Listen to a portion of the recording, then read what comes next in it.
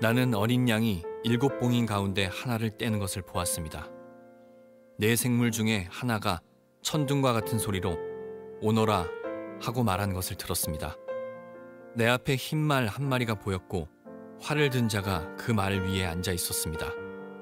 그는 면류관을 받아들고는 적을 쓰러뜨리고 승리를 얻기 위해 달려나갔습니다. 어린 양이 둘째 인을 떼어내자 둘째 생물이 오너라 하고 외쳤습니다. 그러자 다른 말이 나오는데 이번에는 붉은 말이었습니다. 말탄 자는 이 세상의 평화를 없애고 서로를 헐뜯고 죽이는 권세를 받은 자였습니다. 그의 손에는 큰 칼이 들려 있었습니다. 어린 양이 셋째 인을 떼어내자 셋째 생물이 오너라 하고 외쳤습니다. 검은 말이 내 눈앞에 보였고 손에 저울을 든 자가 말 위에 타고 있었습니다. 내 귀에 한 음성이 들려왔습니다. 그것은 네 생물 사이에서 나는 소리였습니다. 하루 품삯으로 밀 1리터 아니면 보리 3리터밖에 사지 못할 흉년이 될 것이다. 그러나 올리브 기름과 포도주에는 해를 입히지 마라. 어린 양이 넷째 인을 떼어내자 넷째 생물이 오너라 하고 외치는 소리가 들렸습니다. 창백한 말이 한 마리 보이는데 그 말을 탄 자의 이름은 죽음이었습니다. 죽음의 세계가 바로 뒤를 따라오고 있었습니다. 이들에게는 전쟁과 기근과 질병과 짐승으로 세상 사람의 4분의 1을 죽일 수 있는 권한이 주어져 있었습니다. 어린 양이 다섯째 인을 떼어내자 몇몇 영혼들이 제단에 놓여져 있는 것이 보였습니다. 이 영혼들은 하나님의 말씀을 증언하고 진실한 믿음을 지키다가 순교한 영혼들이었습니다. 이 영혼들은 큰 소리로 부르짖었습니다. 거룩하고 참되신 주님, 저희들을 죽인 자들을 어느 때에야 심판하시고 벌하실 것입니까? 그러자 그들에게 흰옷 한 벌이 각각 주어졌습니다. 그리고는 아직도 그리스도를 위해 순교할 형제들이 조금 더 있으니 그때까지 잠시 동안 쉬라는 말씀이 들려왔습니다. 어린 양이 여섯째 인을 떼어내자 큰 지진이 일어났습니다. 해가 검은 천같이 새카맣게 변하고 달은 온통 핏빛으로 변했습니다. 하늘의 별들은 태풍에 무화과 나무의 열매가 떨어지듯 땅에 떨어졌습니다. 하늘은 두루마리가 말리듯이 사라져버리고 산과 섬들도 제자리에서 옮겨졌습니다. 모든 사람이 동굴과 산의 바위 틈으로 숨었습니다. 이 땅의 왕들, 지배자, 장군, 부자, 권세자, 종, 자유인 할 것 없이 모두 숨어들었습니다. 그들은 산과 바위를 향하여 우리 위에 무너져다오. 보좌에 앉으신 이의 얼굴을 보지 않도록 우리를 숨겨다오. 어린 양의 노여움에서 우리를 제발 지켜다오. 큰 진노의 날이 다가왔으니 누가 그 진노를 견뎌내겠는가? 라고 울부짖었습니다.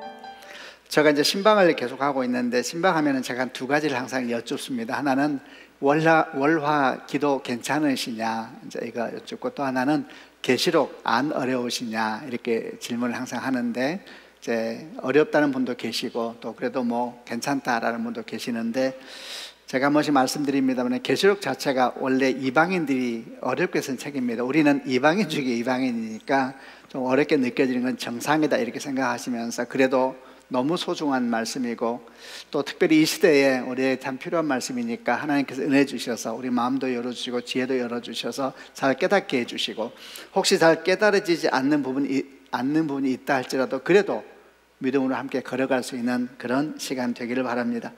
오늘은 이제 6장 말씀을 보려고 하는데 6장에서부터 18장까지가 계시록의 본체라고 할 수 있는 일곱인, 일곱나팔, 일곱 재앙으로 쭉 이어지는 종말론적 징조에 대한 말씀이 기록이 되어 있습니다. 그리고 그 사이사이에 이제 여러 가지가 삽입되면서 보완 설명한 내용으로 쭉 진행이 되는데, 그래서 이제 앞으로 좀 긴 시간 동안 종말에 대한 징조 얘기를 하게 될 것 같고, 그리고 이제 그 사이사이에 보완하는 내용들을 함께 나누려고 합니다.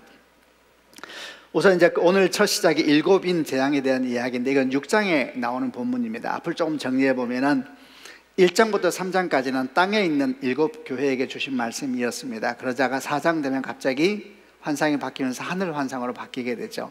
4장과 5장은 하늘 보좌에 대한 영광의 환상이었습니다. 특별히 그 중에 4장은 성부 하나님 보좌와 그 영광, 그 주변을 스케치한 내용이었고, 5장은 성자 예수님 그 영광과 주변을 스케치한 내용으로 기록이 되어 있었는데, 5장을 보게 되면 이제 예수님께서, 성자 예수님께서 어린 양으로 나타나고 계십니다. 근데 이 어린 양께서 보좌에 계신 성부 하나님에게서부터 두루마리 하나를 취하게 됩니다. 이 두루마리는 종말에 대한 말씀이 기록되어 있는 두루마리였습니다. 그리고 수많은 천군과 천사들이 함께 어린 양 예수님을 찬양하고 이러면서 5장이 마무리가 되거든요. 그리고 이제 오늘 우리가 대하는 6장부터 주님께서 이 두루마리를 받으셔가지고 두루마리가 7인으로 봉해되어 있었거든요. 7개 도장 찍혀 있는데 그걸 하나하나 떼시면서 드디어 오늘 우리가 주목하려고, 앞으로도 계속 주목하려고 하는 종말론적인 징조들이 펼쳐지기 시작합니다. 우선 6장 1절이 어떻게 시작이 되는지 한번 6장 1절을 읽어보면서 들어가 보겠습니다. 6장 1절을 같이 읽겠습니다. 시작. 나는 어린 양이 7 봉인 가운데 하나를 떼는 것을 보았습니다. 내 생물 중에 하나가 천둥과 같은 소리로 오너라 하고 말하는 것을 들었습니다. 어린 양이 7 봉인 가운데 하나를 떼는 것을 들었습니다. 두루마리의 봉인 중에 하나를 딱 떼죠. 그러자 네 생물 중에 하나가, 네 생물은 우리가 앞에서 보았습니다만은 하나님 주변에 있는 특별한 역할을 하는 천사들이었죠. 하나님의 역할을 대신해서 이제 행하는 천사들인데 그 중에 한 천사가 오라 이렇게 외치자 이제 땅에서 여러 현상들이 막 생기기 시작합니다. 내용을 보면 하늘에서 시작하고 땅에서 현상이 펼쳐지게 되는 겁니다.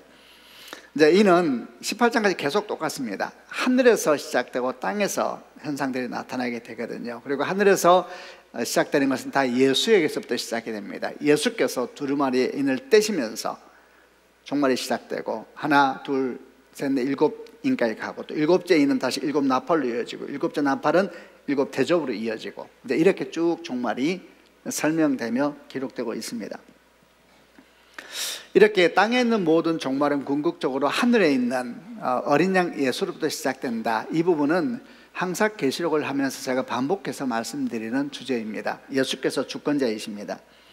7인, 7 나팔, 7 대접 전부 다 동일합니다. 어린 양 예수께서 종말의 시작이며 바탕이며 방향이십니다.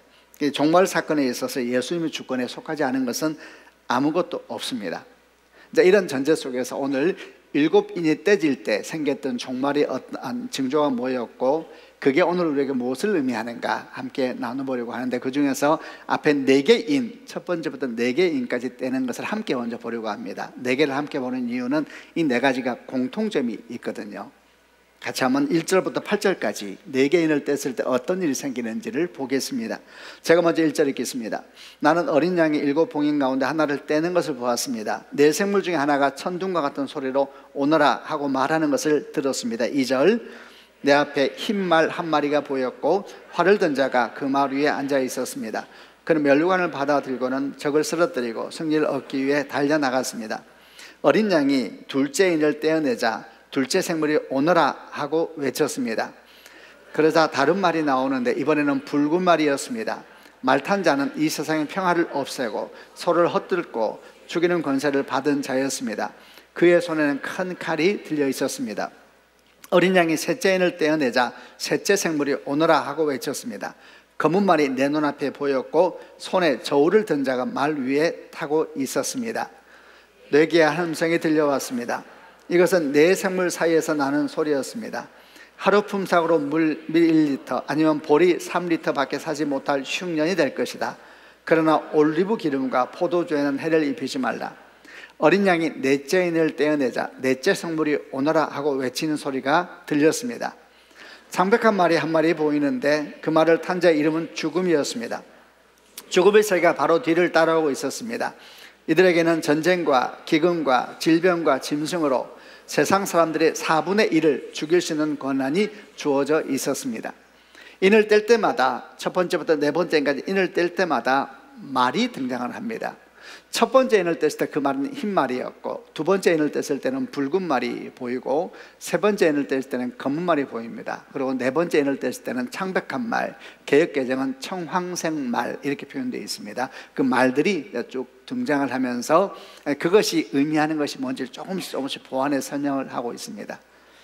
이 네 마리 말이 의미하는 종말의 징조는 무엇일까? 하나씩 살펴보려고 합니다.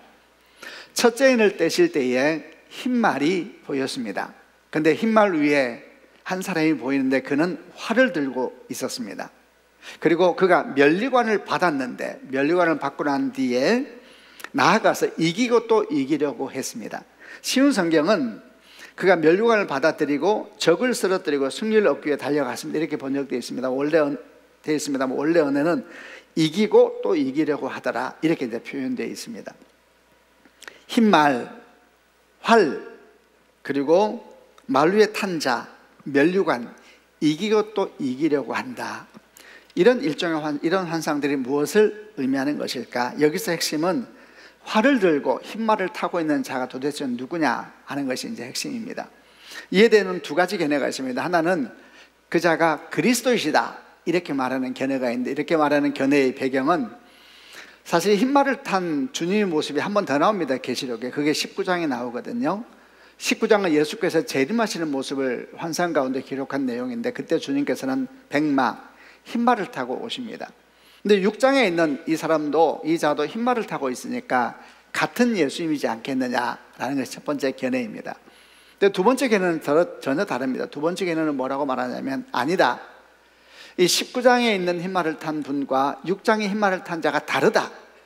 6장의 흰말을 탄 자는 예수님처럼 가장하는 적그리스도이다, 이렇게 이제 설명을 하니까 굉장히 다른 접근을 합니다.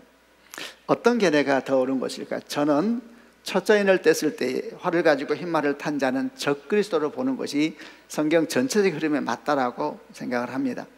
그러니까 계시록이 나타내는 종말의 첫 징조는 적그리스도, 거짓 선생인 겁니다. 그 이유를 지금부터 설명을 해보겠습니다. 우선 이 말씀을 보다 보면은 뭐가 떠오르냐면, 마태복음 24장에 있는 한 장면이 떠오르는데, 그게 뭐냐면 제자들이 예수님에게 어느 날 뭘 물었냐면 종말에 대해서 질문을 합니다. 그때 주님께서 종말 얘기를 설명해 주기 시작하거든요. 그게 마태복음 24장에 있는 주님의 종말론입니다. 그 가운데 주께서 이런 말씀을 하셨습니다. 마태복음 24장 3절부터 5절까지를 한번 쉬운 성경으로 읽어보겠습니다. 제가 3절 읽겠습니다. 예수님께서 올리브산 위에 앉아 계실 때에 제자들이 조용히 와서 말했습니다. 이런 일들이 언제 일어날지 말해 주십시오. 선생님께서 다시 오시는 때와 세상의 마지막에는 어떤 징조가 있겠습니까? 4절, 예수님께서 대답하셨습니다. 아무도 너희를 속이지 못하게 조심하라. 계속 읽겠습니다. 많은 사람들이 내 이름으로 와서 내가 바로 그리스도다 라고 말할 것이다. 그리고 많은 사람들을 속일 것이다. 제자들이 주님에게 종말에는 어떤 징조가 있습니까? 라고 물었을 때 주님이 처음 말씀하신 게 적그리스도였습니다. 여기저기서 내가 그리스도다 라고 말하는 사람이 있을 것이고 많은 사람을 속일 것이다. 그리고 난 다음에 여러 종말의 징조를 더 덧붙여서 설명을 하기 시작하거든요. 이런 흐름을 볼 때에 첫 일곱인 중에 첫째인을 뗄 때 나타난 활을 가지고 흰말을 탄 자는 적그리스도로 보는 것이 우선 흐름상 맞다. 이것만이 아니고 또 6장의 흰말을 탄 자와 19장의 흰말을 탄 재림하신 주님 사이에는 몇 가지 아주 주목할 만한 차이가 있습니다. 첫 번째는 6장의 흰말을 탄 자나 19장의 흰말을 타신 그리스도는 공의 면류관에 대한 이야기가 나옵니다. 근데 6장은 면류관을 받았다 이렇게 표현되어 있고 19장은 면류관을 쓰고 계셨다 이렇게 표현이 되어 있습니다. 우선 여기서 한국말로는 다 면류관으로 번역을 했습니다만 헬라어가 다른 언어를 씁니다. 우선 6장에서는 스테파노스라는 단어를 쓰는데 이것은 승리자가 쓰는 관을 의미합니다. 그런데 19장에 재림하신 주님께서는 디아데마라고 하는 헬라어를 쓰는데 이거는 왕관을 의미합니다. 6장은 승리자의 관을 쓰고 있고 19장은 왕관을 쓰고 있는 겁니다. 또 6장은 면류관을 받았다 이렇게 표현되어 있는데 19장은 쓰고 계셨다. 느낌이 되게 다르지 않아요? 받았다라는 것은 어떤 상황 때문에 그게 주어졌다라는 의미라면 쓰고 계셨다는 것은 그의 존재적인 의미죠. 그분은 왕이시죠. 그래서 이 면류관에 대한 이야기, 그리고 받았다는 말과 쓰고 계셨다는 언어의 묘한 차이, 이런 차이를 먼저 주목을 해보고, 또 하나 또 주목하는 미묘한 차이는 뭐냐면 무기가 다릅니다. 6장에 있는 흰말을 탄 자는 무슨 무기를 가지고 있었냐면 활을 가지고 있었습니다. 그런데 19장에 재림한 주님께서 입에 검, 칼로 무기를 쓰십니다. 그리고 또 역시 같이 주목할 것 중에 하나가 뭐냐면 6장에 있는 말을 탄 자는 활을 가졌는데 참 신기한 게 화살이 없습니다. 이런 묵상이 되게 좀 이상하죠. 별걸 다 신경 쓴다 생각 쓰죠. 신경 써 볼게요. 한번부터는 활을 가졌는데 화살이 안 보입니다. 이런 전체에 묵상하다 보면 어떤 느낌이 드냐면 매우 사탄적인 특징을 가지고 있구나, 이런 생각이 제가 들었습니다. 여러분, 사탄은 어떤 존재인가? 속이는 영이고 거짓의 영이죠. 그는 위협합니다. 근데 사실 죽이지 못합니다. 사탄은 거짓과 위협을 통해서 사람들이 스스로 낙심하도록 끌고 가는 사람이죠. 스스로 낙심하도록 끝없이 거짓말하고 속이고 위협합니다. 그러면 그 스스로가 절망하도록 그렇게 끌고 간 악한 영이 사탄입니다. 그런데 절대 죽이지를 못합니다. 창세기 3장을 한번 기억해 보시길 바랍니다. 창세기 3장은 뱀이라는 존재가 사탄의 모습으로 나타나서 하와를 유혹하는 모습이 기록되어 있는데, 그때 뱀이 어떻게 하느냐? 선악과를 뱀이 따지 않습니다. 따가지고 하와의 입을 열어가 집어넣지도 않습니다. 뱀은 끝없이 유혹할 뿐입니다. 기회되고 말을 합니다. 하나님의 선하심을 공격합니다. 저거 네가 먹으면 네 인생은 꽃처럼 필 거야, 네가 하나님 될 수 있어, 끝없이 유혹하죠. 그 유혹을 들은 하와가 자기 손을 뻗어서 하와 선악과를 땄고 자기 입으로 자기가 선악과를 집어넣어서 먹을 뿐 아니라 자기 손으로 이웃에 있는 아담에게 준 겁니다. 아주 비슷한 모양이죠. 사탄은 어떻게 하냐? 끝없이 유혹하고 속입니다. 속삭이지요. 사실 이런 부분들은 성경에만 나오는 것이 아니고 기독교 역사에서 성경담으로 많이 읽혔다는 책이 하나 있는데, 그게 바로 존 버년의 철로역정입니다. 철로역정을 보면 이런 비슷한 상황을 좀 설명하는 내용이 나오는데, 주인공이 크리스찬입니다. 크리스찬이 천성을 향해서 계속 가다가 어느 날 절망의 골짜기에 빠지게 됩니다. 큰 절망 가운데 그가 빠졌을 때 그 골짜기에서 누굴 만났냐면 절망의 거인이라는 존재를 만나게 됩니다. 이 절망의 거인이 크리스찬을 어떻게 대하느냐? 마구 팹니다. 밤마다 와서 두들겨 팹니다. 그렇게 기록되어 있고, 밤마다 두들겨 패면서 그 절망 가운데 눌리고 눌리는 것이죠. 그러면서 계속해서 기회되고 뭐라고 말하냐, 이런 말을 합니다. 이 절망의 땅에서 벗어난 사람은 아무도 없어. 이 절망을 이긴 사람은 없어. 이 절망에서 빠져나가는 길은 하나밖에 없어. 죽어야 나가, 죽어야 끝나. 밤마다 와서 두들겨 팹니다. 그러니까 크리스찬이 어떤 마음을 갖겠냐면, 계속 그 말을 듣다 보니까 절망이 더 깊어집니다. 그리고 생각하죠. 맞아, 이 깊은 절망에서 누가 벗어날 수, 인생의 답이 안 나오는 겁니다. 그래서 그도 생각하기 시작합니다. 죽어야 끝나, 죽어야 끝나. 내가 끝내야지, 내가 끝내야지. 많이 듣던 이야기죠. 그렇게 일을 합니다. 끝없이 와서 속삭입니다. 끝없이 속삭이죠. 그리고 스스로 절망하여서 마치 인생에 소망이 없는 것처럼 스스로 인생을 끝내버리도록 유혹하는 것이 절망의 거인이었습니다. 여러분, 이런 모든 모습이 다 사탄의 모습입니다. 사탄은 속이고 위협하고 그리고 거짓말을 하면서 스스로 우리에게 절망하라, 이렇게 요구하지요. 성령은 어떻게 하십니까? 성령은 전혀 반대이십니다. 성령은 격려하시고 소망에 대해서 말씀하시면서 계속 걸어가라, 힘써 걸어가라, 계속 나아가라, 마침내 하나님 날이 올 것이다, 이렇게 말씀하십니다. 성령은 때때로 우리에게 설명을 많이 안 해주세요. 왜 설명을 안 하실까? 저는 설명해도 우리가 못 알아듣는다고 생각해요. 그래서 주님께서 요구하세요. 인내해라, 믿어라, 신뢰하고 인내하라, 계속 걸어가라, 마침내 하나님 날이 올 것이다. 여러분, 이것도 우리 믿음이 아주 중요한 교훈이었지 않습니까? 살다 보면 정말 우리는 절망한 구렁텅이에 빠질 때가 있습니다. 그럴 때 인생을 생각해 보면 답이 안 나와요. 답이 안 나오면 속에서 들리는 소리가 있습니다. 네가 죽어야 끝난다고. 이건 정확하게 사탄의 목소리죠. 이 모습을 보십시오. 그는 활을 가지고 있습니다. 화살이 없습니다. 위협하죠, 속이죠, 죽일 것처럼. 그러나 그는 죽이지 못합니다. 이렇게 흰말을 탔는데 활을 가졌는데 무기가 한 번도 주님이 쓰시지 않는 무기를 가지고 있네. 그런데 화살이 없네. 이 참 묘하네. 이 속에서 이 존재가 도대체 누구이지? 주님이 아니신 것 같은데, 이런 느낌을 가지게 하죠. 하나 더 있습니다. 6장의 흰말을 탄 자가 적그리스도임을 느끼게 하는 것은 그가 면류관을 받았다 그랬잖아요. 그리고 나아가서 이기고 또 이기려고 하더라, 이렇게 기록되었습니다. 이기고 또 이기려고 하더라. 느낌이 어떠세요? 이기고 또 이기려고 하더라. 발버둥을 치는 것이죠.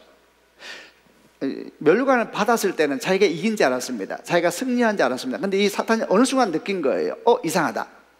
내가 이긴 줄 알았는데 이기지 못했다는 어떤 걸 느끼기 시작한 거죠. 승리한 줄 알았는데 완전한 승리가 그에게 안 주어졌던 거예요. 그러자 그가 완전한 승리를 얻기 위해서 발버둥을 치기 시작하죠. 십자가 이야기입니다. 십자가에서 사탄은 자기가 이긴 줄 알았습니다. 예수를 십자가 못 박았을 때 그분이 엘리 엘리 라마 사박다니 부르시면서 모든 물과 피를 쏟으시고 마침내 숨을 거두실 때 사탄은 쾌재를 불렀죠. 이겼노라, 이겼노라. 그리고 그 시신을 삼켜버리려고 입을 벌렸습니다. 3일 동안 삼켰죠. 그런데 삼켜지지가 않았습니다. 어떻게 여러분 죽음이 진정한 생명을 삼킵니까? 그럴 수 없습니다.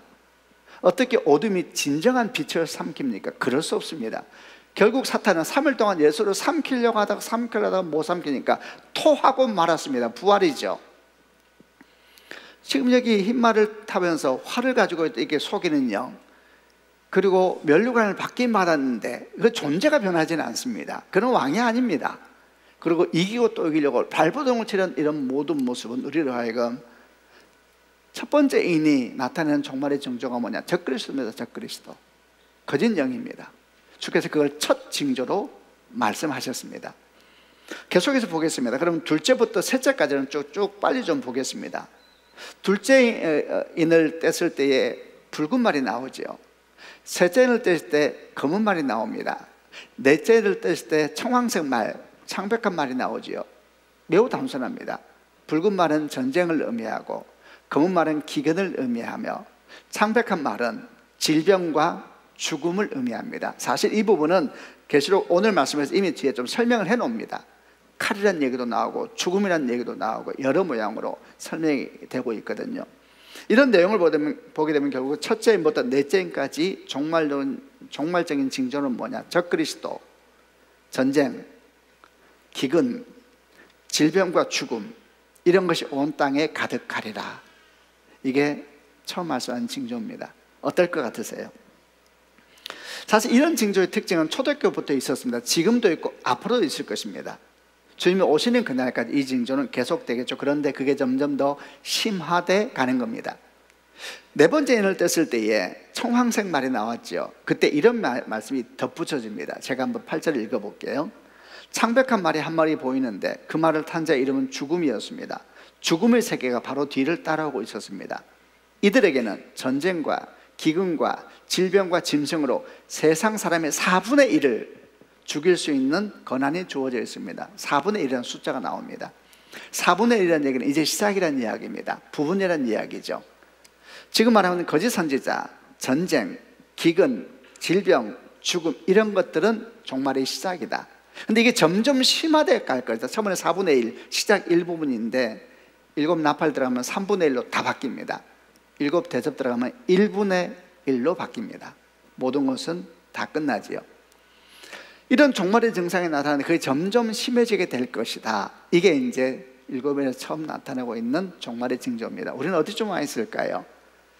아마 이것은 동의할 것 같아요. 이미 지금 말한 이런 종말의 징조들은 곳곳에서 예수 재림으로 계속 일어나고 있습니다. 점점 심화되고 있죠. 그건 사실이죠. 우리는 어디쯤 와 있을까 질문하게 됩니다. 다섯 번째와 여섯 번째 인에 대한 얘기도 또 계속 나가보겠습니다. 다섯 번째 인을 뗄 때에 뭐가 나타나나? 제단 앞에 엎드려 부르짖고 있는 순교자들의 영이 보이기 시작하는데 그게 9절부터 11절입니다.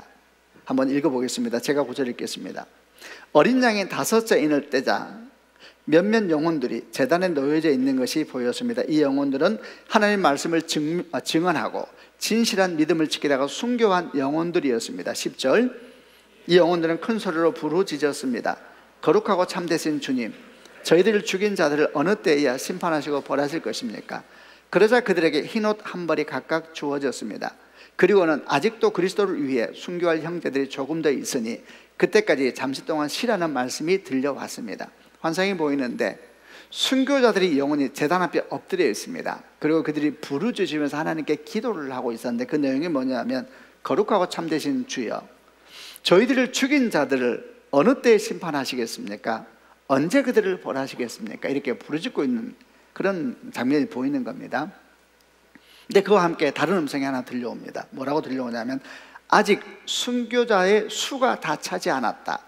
그 수가 차기까지 너희는 잠시 동안 쉬고 있으라. 이렇게 말씀을 해요. 우선 이 다섯 번째 인을 뗄 때 나타나는 징조는 뭘 의미하느냐? 그 말은 종말이 오면은 교회는 더욱더 어려움에 처할 것이다. 믿는 이들은 더욱더 핍박을 받게 될 것이다. 종말이 가까이 올수록 더욱더 세상은 주님을 향해서 마음을 주지 않을 것이고 분노하고, 교회를 향하여서도 교회가 신실하게 살고자 하여도 그 교회를 핍박하고 공격할 것이다. 믿는 이들은 더 많은 어려움에 처하게 될 것이고 순교자도 나오게 될 것이다. 이게 이제 다섯 번째 인이 보여주고 있는 종말의 징조라는 겁니다. 마지막에 올수록 교회는 많은 어려움에 처할 것이다. 저는 언젠가 여러분에게 한국 교회가 처해 있는 위기를 이야기하면서 이런 이야기를 한 적이 있었습니다. 한국 교회가 참 수치를 많이 당하고 있잖아요. 한국 교회가 이런 상황이 된 것이 이유가 뭘까 하면서 제가 두 가지를 말씀을 드렸었습니다. 첫 번째는 한국 교회가 잘못을 많이 해서 그렇다. 너무 이상한 씨를 그동안 너무 많이 뿌려서 지금 그 씨의 열매를 거두고 있는 중이니 우리가 회개해야 된다. 이게 첫 번째 요점이에요. 그런데 두 번째, 여기서 끝나면 안 된다. 또 한편으로는 이 모든 상황을 종말론적인 현상으로 볼 수 있어야 된다. 마지막 때가 돼갈수록 교회는 원래 핍박을 받게 돼 있다. 저는 그때 이 계시록 말씀을 바탕으로 해서 얘기를 한 거거든요. 그러면서 이런 말을 했습니다. 만약 우리가 한국교회 위기를 말할 때 전자에만 사로잡히게 되면 전자는 뭡니까? 한국교회 다 잘못해서 그런 거야. 거기만 사로잡으면 영적 우울증에 빠지게 될 것이고, 전자는 놔버리고 후자만 얘기하게 되면 독선주의에 빠지게 될 것이다. 자기 잘못을 모르고 회개할지 모르는 사람들이 될 터이니 그게 교회인가? 이런 얘기를 함께 나눴죠. 우리는 둘 다 기억해야 됩니다. 우리 삶도 마찬가지입니다. 살다 보면 믿음으로 바르게 살려고 하는데 어려움이 오지요. 우리가 잘못해서 받는 어려움도 있습니다. 그것도 우리가 주 앞에 나아가서 은혜를 구하면서 도움을 청해야 될 제목입니다. 그런데 그렇지 않더라도 그저 믿는다는 이유 때문에 또는 바르게 살려고 하는 애쓰는 노력 때문에 사람들이 비웃고 조롱하고 핍박을 당하면 그걸 이상하게 여기지 말아야 됩니다. 원래 성경에 의하면 주께서 오실 날에 가까워질수록 교회는 어려움에 처하게 될 거라 그랬습니다. 저는 한국 교회가 어려움에 처하며 또 성도들이 쇠퇴하는 것에 대해서 우리가 뿌린 잘못된 것이 참 많이 이런 어려움을 가져왔구나라는 걸 항상 기억하면서도 또 다른 것도 기억합니다. 주께서 오실 때가 가까이 돼가시는 것은 아닐까, 이런 생각도 저는 같이 하면서 우리의 모습을 돌아보되 동시에 시대를 분별하고 낙심하지 말고, 자기가 다 잘못해서 그런 걸 따면 낙심밖에 없잖아요. 낙심하지 말고 떨쳐 일어나서 다시 교회됨을 회복하고 믿음으로 걸어가야 된다. 이런 믿음을 저 개인적으로 항상 붙잡으려고 하고, 우리 교회도 여러분도 그런 믿음을 붙잡아야 될 줄로 믿습니다. 그게 다섯 번째 징조입니다. 그런데 이 다섯 번째 징조를 가만히 보다가 한 가지 저한테 이런 질문이 생겼습니다. 환상이 보였잖아요. 환상에서는 순교자들이 제단 앞에 엎드려 부르짖고 있다 그랬습니다. 근데 그 부르짖는 내용이 뭐였습니까? 거룩하고 참되신 주여, 저희들을 죽인 자들을 어느 때에 심판하시며 언제 벌하시겠습니까? 이러면서 막 부르짖고 있는 모습이 보인단 말입니다. 이걸 어떻게 생각하세요, 여러분? 이 장면이 어떻게 이해되세요? 왜냐하면 이 장면에 대해서 너무 오해하는 분들이 많아요. 이 장면을 보면서 혹시 어떤 분들은 지금 이분들이 순교할 때 너무 억울했구나, 한이 쌓였구나, 한이 쌓여서 하나님께 복수를 지금 부르짖고 있는 것이구나, 이렇게 생각하는 분들이 적지 않이 있습니다. 순교자들의 영혼의 제단 앞에 부르짖음을 억울한 죽음에 대한 복수를 울부짖고 있는 것처럼 생각하는 겁니다. 마치 그들이 순교할 때 너무 억울해가지고, 그래서 그 한을 못 풀어서 막 있잖아요, 영화 보면 막 그 한을 보면 천국 가서도 쉬지 못하고 제단에 엎드려서 막 울부짖고 있는 것이고, 이런 비슷한 느낌으로 해석하는 분들이 계세요. 완전한 오해입니다. 여러분, 이 순교자들의 영혼 속에는 스데반 집사도 있었고, 우리가 서머나 교회에서 얘기 나눌 때 보았던 폴리카베라는 순교자도 여기에 다 있습니다. 여러분, 스데반을 생각해 보십시오. 스데반이 순교할 때 한을 품었습니까? 억울하고 막 분하고 난 눈 못 감는다 막 이랬습니까? 그렇지 않았습니다.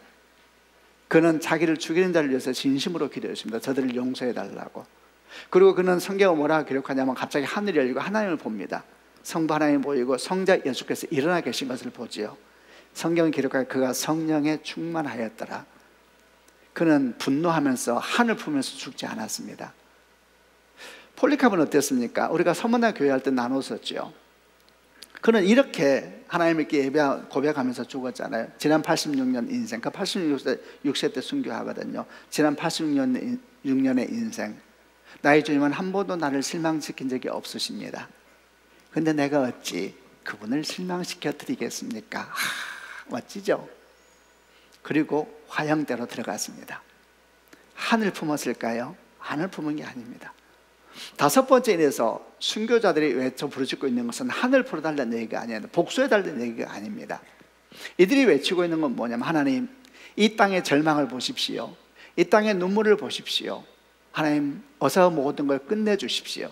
사실 이에 대한 말씀은 제가 계시록 5장을 나누면서 종말이 뭐냐 얘기할 때에 종말은 절망이 아니라 그랬습니다. 그래서 완성이며 정산이라고 얘기를 한 적이 있었습니다.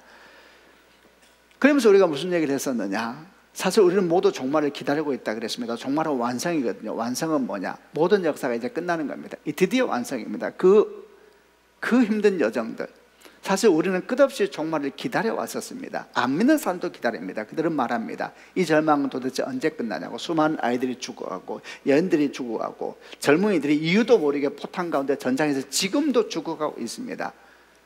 뭔 일 같지요? 지금 살고 이 땅에서 일어나고 있습니다. 엄청난 일들이 일어나고 있죠. 그런 것을 볼 때마다 눈물을 흘리면서 기도하는 분들이 있습니다. 주님 언제까지입니까? 언제까지입니까? 이 죽음의 행진이 제발 끝나게 해주십시오. 이제 그냥 주님 제발 이제 그만 끝나게 해주세요. 이 순교자들이 그 기도하고 있는 겁니다. 하나님 이제 하나님 나라가 오게 해주십시오. 저 절망의 눈물들 주님 이렇게 울부짖고 있는데 주님께서 말씀하시는 거예요. 아직 순교자의 수가 다 차지한 아니다. 좀 더 고통이 있을 것이다. 이게 하나님의 마음입니다. 그런 절망 속에서 또 누군가를 구원하시기 위한 부르시는 주의 음성으로 들려지지 않습니까? 여러분 이분이 주님이십니다.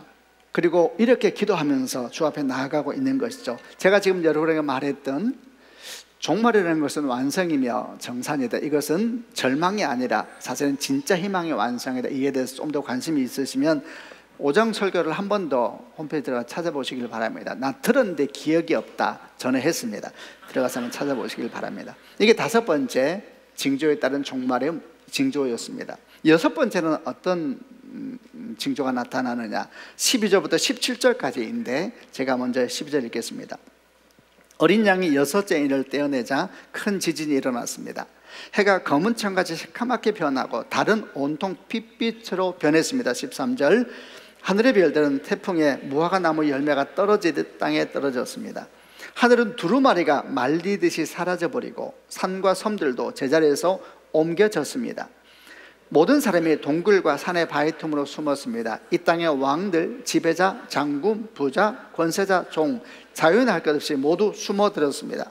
그들은 산과 바위를 향하여 우리 위에 무너져다오, 보좌에 앉은 이의 얼굴을 보지 않도록 우리를 숨겨다오, 어린 양이 노여우면서 우리를 제발 지켜다오. 17절 큰 진노의 날이 다가왔으니 누가 그 진노를 견뎌내겠는가라고 울부짖었습니다.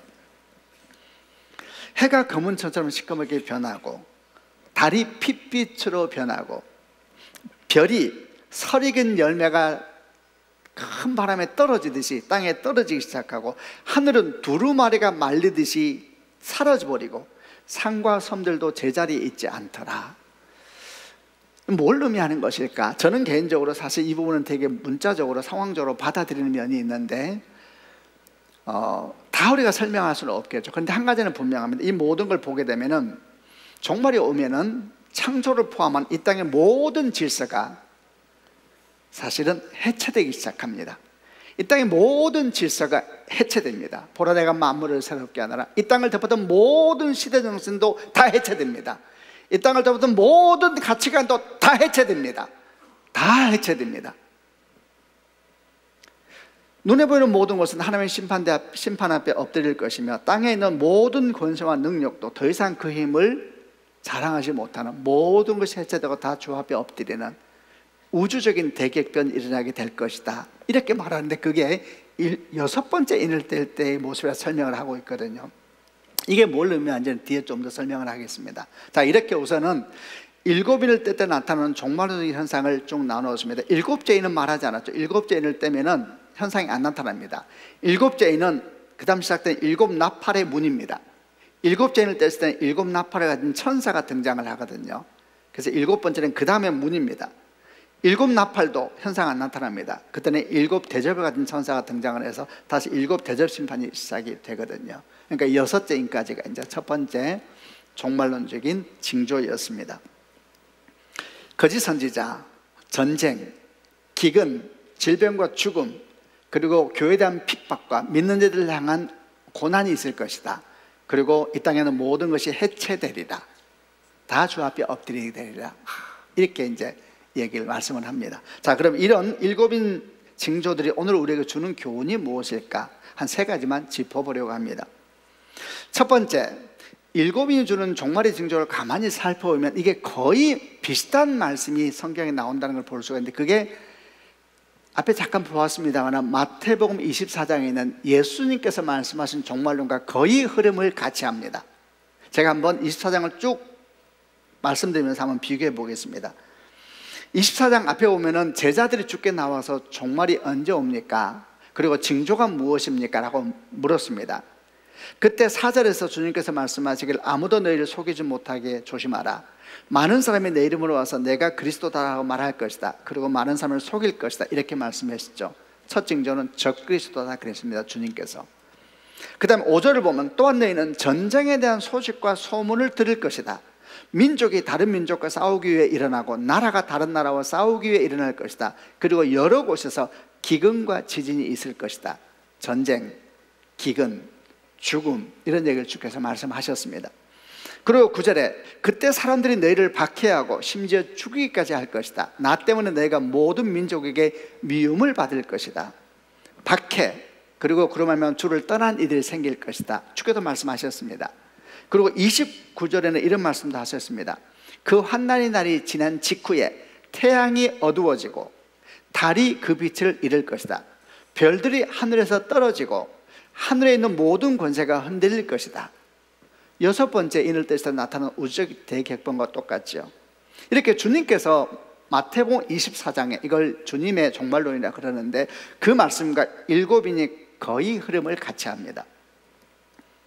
이는 우리에게 무엇을 알려주냐? 다시 한번 이는 종말의 주권자가 누구이신가에 대해서 다시 기억나게 합니다. 예수입니다. 예수. 그러므로 여러분 계시록을 묵상할 때, 지금 이제 일곱인도 묵상하고 있는데 지금부터 좀 묵상할 때 여러 얘기를 듣게 될 겁니다. 예를 들면 지금 우리가 일곱인에 대한 종말의 징조를 들었을 때는 그렇게 감이 안 와요. 왜? 우리는 지금 전쟁 중이 아니거든요. 그러나 이미 곳곳에서 이 일은 일어나고 있고 계속되고 있지요. 수많은 죽음과 기근들, 질병들 이미 온 땅을 가득 덮고 있죠. 이미 덮고 있습니다, 여러분. 그래도 당장 내 앞에 없으니까 감이 잘 안 오죠. 그러나 팬데믹은 뭐 우리를 3년 동안 정신없이 만들기도 했었죠. 질병들 온 땅을 덮고 점점 심화되고 있습니다. 근데 다시 이제 일곱 나팔을 가게 되면 훨씬 더 아마 여러분은 심각해질지 모릅니다. 정말 우리 어디까지 와 있는 것이지? 이런 생각을 하게 될 터인데, 이런 모든 여정에서 이런 종말의 징조를 묵상할 때 항상 기억할 것이 뭐냐면 예수를 기억하고 봐야 됩니다. 예수가 이 일의 주관자이시다. 이게 왜 중요하냐? 그 예수를 주목하지 않으면 그런 징조가 우리를 쓸어가 버립니다. 징조를 주목하게 되면 두려움과 공포밖에 안 남습니다. 근데 예수를 주목하게 되면 그 징조 속에서 다른 것이 보이기 시작할 겁니다. 이와 관련돼서 이것도 제가 5장에서 사자와 어린 양에 대한 상징으로 설명한 바가 있었는데 궁금하면 보시길 바랍니다. 근데 이런 얘기를 했습니다. 이 부분은 계속 될 거예요. 사자와 어린 양, 이 상반되는 상징은 계시록 전체를 이끕니다.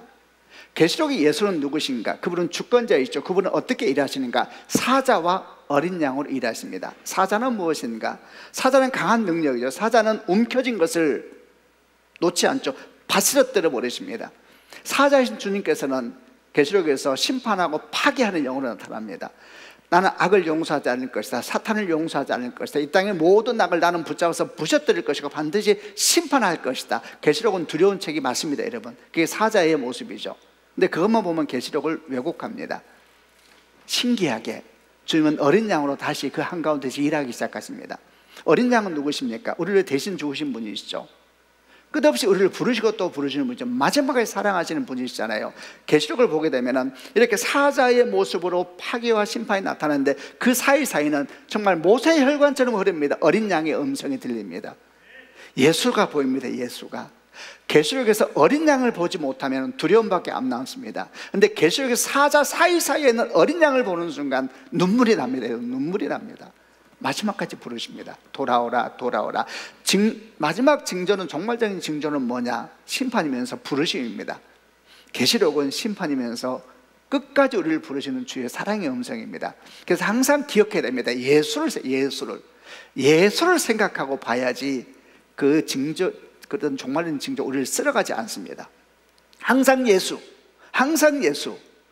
그분 앞에서 바라보고 그분 앞에서 두려워하고 그분 앞에서 울어야 됩니다. 그러면 계시록이 다시 열립니다. 두 번째, 일곱을 통해 나타나는 종말론 징조를 통해서 배우는 두 번째 교훈은 이런 종말이라는 것이 특정 시점에서 일어나고 끝나는 것이 아니라는 겁니다. 예를 들면 지금 나눈 거 거짓 선지자, 전쟁, 기근, 질병, 죽음, 핍박, 이런 것들은 여러분 초대교회에 일어나고 끝난 것이 아니고 계속됩니다. 언제까지? 예수께서 재림하실 때까지 계속됩니다. 다만 그 징조가 계속 심화된다 그랬죠. 4분의 1이 3분의 1로, 3분의 1이 1분으로 계속 심화되고 있죠. 그러니까 우리도 그 중에 지금 어딘가 있는 겁니다. 끝까지 갑니다. 이 말을 하는 이유는 이제 계시록을 해석한 어떤 분들, 적지 않은 분들, 아마 여러분도 그 영향을 사실은 관심이 있으면 많이 받게 되는데 유튜브는 다 그런 게 올라와 있거든요. 어떤 분들이 이걸 어떻게 해석하냐 하면 일곱인, 일곱 나팔, 일곱 대접을 시간적으로 순서적으로 해석을 합니다. 하나가 끝나면 다른 것이 오고 또 하나가 끝나면 그 다음 것이 오고 이렇게 순서적으로 진행된다고 얘기를 해요. 일곱인이 끝나면 일곱 나팔이 시작되고 일곱 나팔이 있으면 일곱 대접이 시작된다. 이게 어떤 문제를 낳게 되냐면 그러다 보니까 이분들이 어떤 일까지 하기 시작하냐면은 이렇게 하나하나가 진행되면 우리는 어디쯤 와 있을까 이런 생각을 하면서 이 징조들을 세계적인 재앙하고 1대1로 연결을 하는 일을 하기 시작했습니다. 예를 들어서 2004년도에 인도네시아에 쓰나미가 엄청나게 왔습니다. 그때 인도양에서 큰 지진과 함께 쓰나미가 시작됐는데 그때 인도양에서만 15만 명이 한순간에 죽었습니다. 그리고 주변 사람까지 23만 명이 죽었습니다. 엄청난 일이죠. 이런 큰 재앙이 일어나면 이 재앙을 일곱인 일곱 나팔 중에 어느 사건하고 1대1로 매칭을 시키는 겁니다. 또 우리가 2020년부터 2022년까지 온 세계가 팬데믹에 휩쓸렸잖아요. 얼마나 큰 일이었습니까? 정말 상상도 못할 만화에서도 볼 수 없는 그런 일들이 실제로 우리 삶에 일어났잖아요. 얼마나 많은 사람이 죽었습니까? 우리는 초창기를 기억합니다. 얼마나 많은 관들이 전 세계에서 얼마나 카메라를 비춰주고 있었습니까? 이걸 또 1대1로 매칭을 하는 겁니다. 이거는 뭘 의미한다? 그러면 이제 어떤 일이 생기기 시작하냐 하면은 종말 날짜가 계산됩니다. 그래서 시한부 종말론이 거기서 나오게 되는 겁니다. 근데 문제는 이 재앙이 자꾸 생기네요. 계속 바뀝니다. 더 큰 이게 아니었나 보네. 실제로 여러분 그렇게 해석하는 사람이 많습니다. 그게 세대주의 종말론이고 사실은 우리가 알고 있는 많은 종말론은 그렇게 연결되어 있습니다. 거기서 끝나지 않습니다. 시한부 종말론은 거기서 나올 뿐만 아니라 이단들이 그걸 그대로 가져갑니다. 문자주의 해석이 그런 것이고 그리고 시간과 순서에 따라 진행된다 이러면은 훨씬 긴장감이 생깁니다. 여러분 한번 생각해 보세요. 만약에 제가 여러분에게 지금 설교를 하는데 일곱인에 대한 이야기를 사건과 연결시켜서 막 설명을 한다고 해보세요. 이거는 몇 년도에 일어났습니다. 이건 몇 년도에 일어났습니다. 여러분 마음이 어떨까요?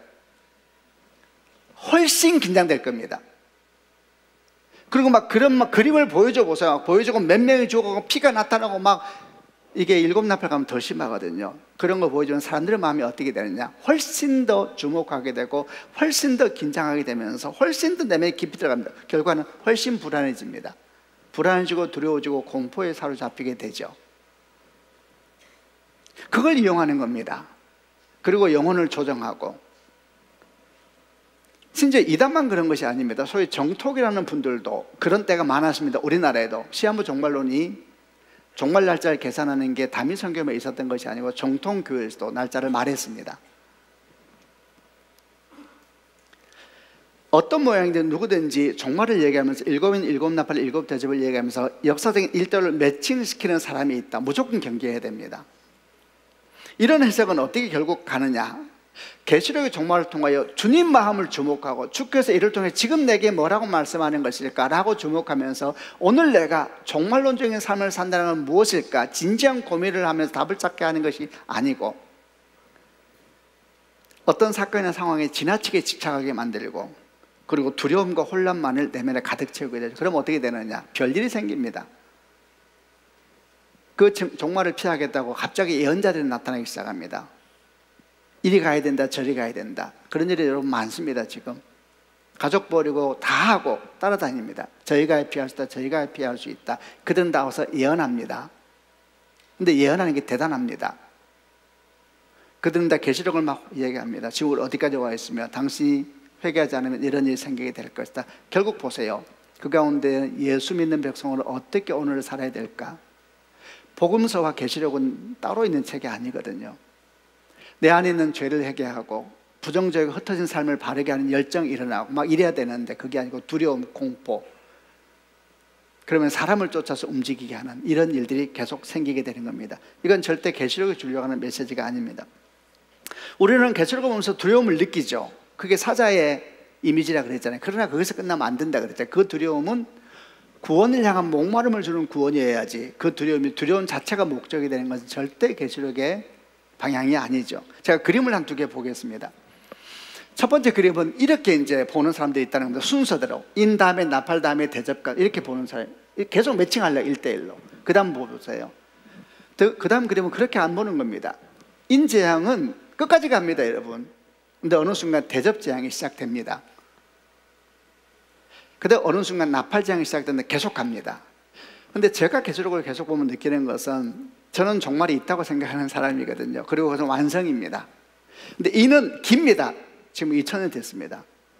나팔은 훨씬 짧습니다. 대접은 한순간에 끝날 겁니다. 내용이 그래요. 그렇지만 계속 말하면 1대1로 매칭하면 안 돼요. 그 흐름 속에 주께서 말씀하시는 걸 보려고 하고 나아가야 되는 겁니다. 이것이 두 번째 교훈입니다. 그러므로 계시록을 저희가 배우고 있는데 건강하지 못한 계시록 해석에 대해서 너무 귀 기울이지 마세요.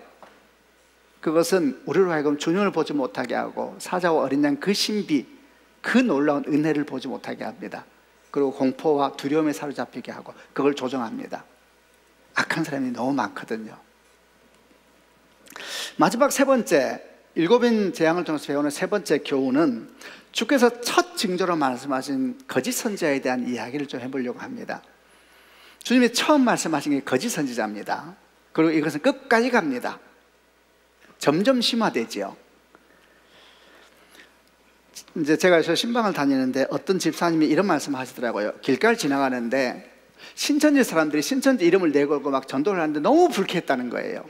옛날에는 이름 안 내세웠는데 지금 내세우고 한다는 것이죠. 그래서 제가 이렇게 말했어요. 집사님, 저는 신학교 앞에서 봤습니다. 신학교 앞에 갔는데 웬 사람들이 태울 펴놓고 전도를 하고 있더라고요. 신학교 앞에서. 그래서 내가 생각했죠. 묘한 사람들이네. 물었어요. 저들 누구냐? 신천지라 그러더라고요. 그러니까 앞에서 이제 신학교 학생 나와서 당신 뭐 하는 거냐 화를 내니까 옆으로 옮겼는데 구석에서 또 다시 태울 펴놓고 전도를 하고 있더라고요. 점점 심화되리라. 점점 더 우리 삶에 가까이 오리라. 그게 종말론적인 현상 중에 하나입니다. 그런데 이 질문은 이런 겁니다. 여러분, 왜 사람들은 거짓 선지자에 속을까요?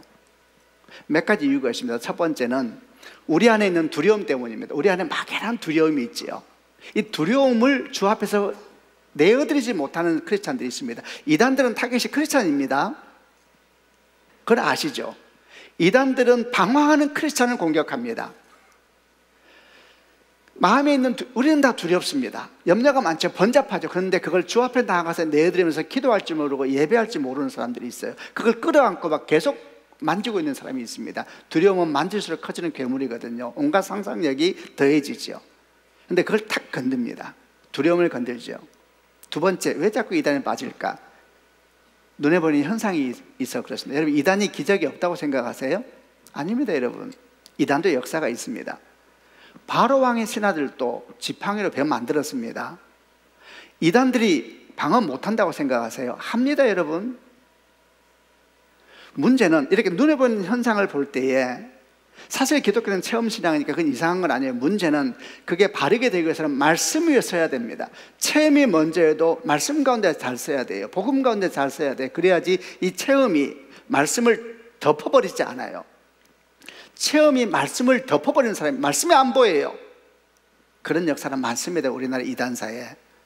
이단이 교주들이 보통 사람들이 아닙니다, 여러분. 역사가 나타납니다. 근데 어느 날 갑자기 말을 바꾸죠. 사실 내가 예수다.